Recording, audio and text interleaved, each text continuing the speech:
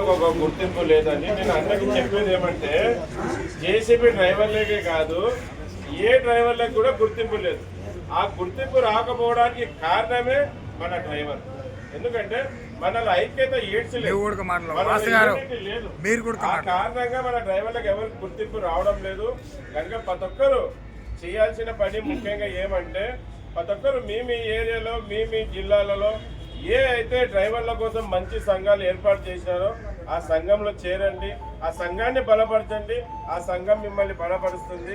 మనమందరం కలిసి driver అన్నల్ని గెలిపించుకుందాం, driver అన్నలకి ఒక గుర్తింపు తీసుకొని వద్దాం.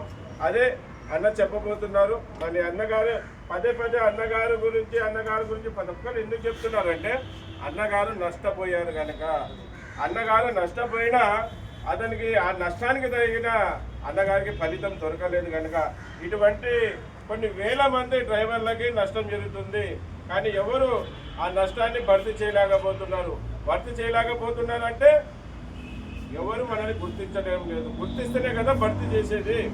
ఇప్పుడు ఎన్నో లక్షలు పెట్టి బండ్లు తెచ్చినా డ్రైవర్ కంటూ ఆ నష్టం వచ్చేది 1,00,000 50,000 2 లక్షలు మొగం మీద పాడేసి చేతులు దులుపుకుంటున్నారు.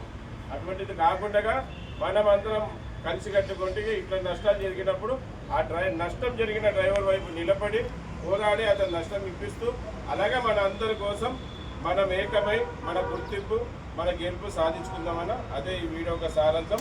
అందరికీ మరోసారి నమస్తే తెలియజేస్తున్నాం. జై హింద్, జై డ్రైవర్, జై డ్రైవర్.